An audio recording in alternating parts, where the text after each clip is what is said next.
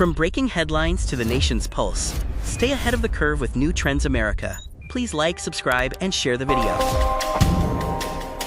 Venezuela is openly defying President Donald Trump's blockade threat. President Nicolas Maduro has ordered the Venezuelan Navy to escort ships carrying petroleum products out of the country, a move that risks a direct confrontation with the United States on the high seas. The New York Times reported that several vessels sailed from Venezuela toward Asia under naval protection between Tuesday night and Wednesday morning. The ships were carrying oil-related products, including urea and petroleum coke, and none are currently on Washington's list of sanctioned tankers. But the message from Caracas is unmistakable. This follows a rapid escalation, triggered first by the Trump administration's seizure of a tanker last week, and then by the president's declaration of a partial blockade aimed at Venezuela's oil industry. U.S. officials now warn the risk of a violent clash has increased. For months, Maduro has largely avoided responding with force, even as the Trump administration intensified pressure, including maritime actions that legal experts have questioned. But that restraint is now being tested. Venezuela's oil exports are the backbone of its economy, and Trump's strategy is designed to choke off that lifeline by cutting tanker traffic and seizing shipments. Publicly, the administration frames the operation as a counter-narcotics effort.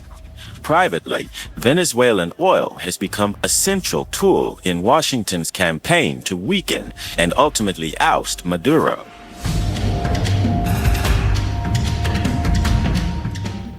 U.S. officials confirm they are aware of the Venezuelan naval escorts and are now weighing their response.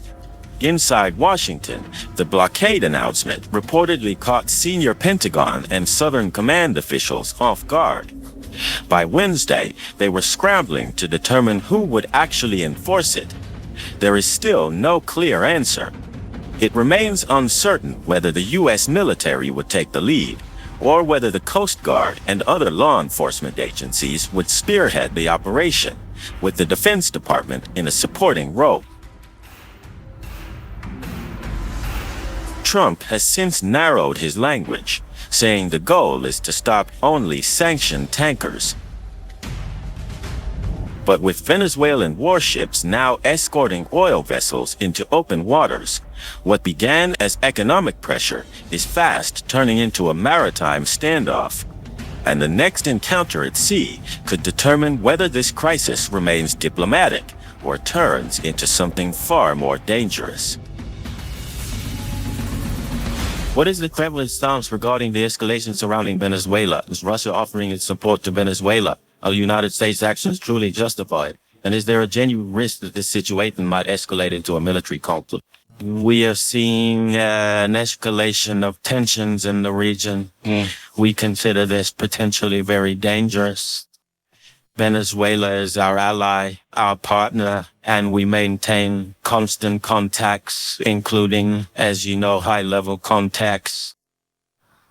President Putin recently had a telephone conversation with President Maduro. And of course, we are calling on all countries in the region to exercise maximum restraint so as to avoid any kind of unpredictable development of the situation.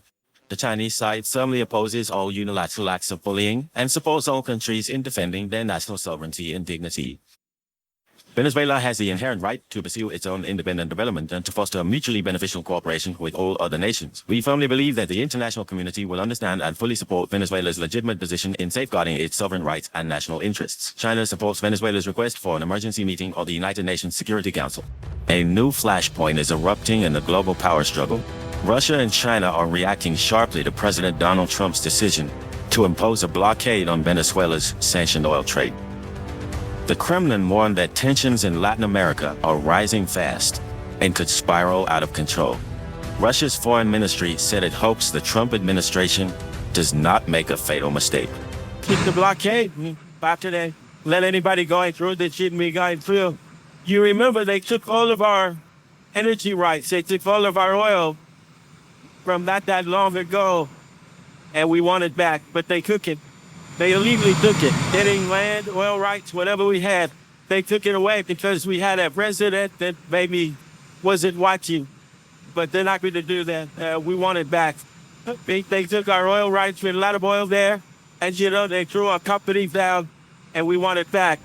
The concern centers on Washington's move to block oil tankers entering and leaving Venezuelan waters, a step designed to tighten pressure on President Nicolas Maduro's government.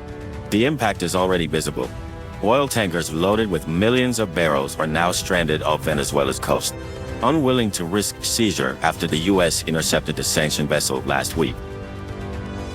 Russia claims the escalation is deliberate and dangerous. Calling Venezuela a close ally, Moscow says it is in constant contact with Caracas and strongly opposes what it describes as unilateral decisions that threaten international shipping. The Kremlin is now urging countries across Latin America to show restraint, warning of unpredictable consequences for the entire Western Hemisphere. President Vladimir Putin, officials confirm, has already spoken directly with President Maduro, and the message from Moscow is clear: back away before this turns into something far bigger. Meanwhile, China broke its silence, condemning what it calls unilateral bullying by the United States. Chinese officials said Venezuela has the right to develop partnerships free from outside pressure and accused Washington of undermining sovereignty and national dignity. China also said it supports Venezuela's call for an emergency meeting of the United Nations Security Council to address the blockade. But for now, Beijing has stopped short of pledging direct assistance. As U.S. pressure tightens, as oil tankers sit idle, and as rival powers close ranks around Caracas, a regional standoff is forming, and Washington's next move could decide whether this confrontation remains diplomatic or tips into something far more dangerous. We are standing on our own land. We are acting within our legitimate right, and we are defending the most sacred possession a nation can have: the fundamental right to a future for its young boys, for its young girls, for all its families, and for its entire population. War? We have unequivocally stated our refusal. The overwhelming majority of the population is completely and utterly opposed to any form of military intervention. They're saying the United States interventionism must finally come to an end. Today I spoke with the UN Secretary General. We had a very long talk, and I fully explained to him the escalation of aggressions and threats that are taking place. And what has occurred yesterday and today, when the United States government claims that it belongs to them and that we, the Venezuelan people, have stolen their oil. What that means is that Venezuela's oil belongs to them, and that all of Venezuela's minerals, the gold and every other mineral, belong to them. And what we had never heard before, that the territories of Venezuela actually belong to them, and we are now forced to return them to them without any delay. It is quite simply, and without any doubt, a clear manifestation of a warmongering and colonialist agenda. And we have said this quite often, and now everyone can see the truth. The truth has finally been revealed. In Venezuela, a regime change is being sought to impose. A puppet government that wouldn't last even 47 hours, that would come to hand over our constitution, our sovereignty, and all our national wealth, and turn Venezuela into a mere colony. Simply put, that will never, ever happen. Never, never, never in the life. Venezuela will be a colony of nothing, of no one, ever.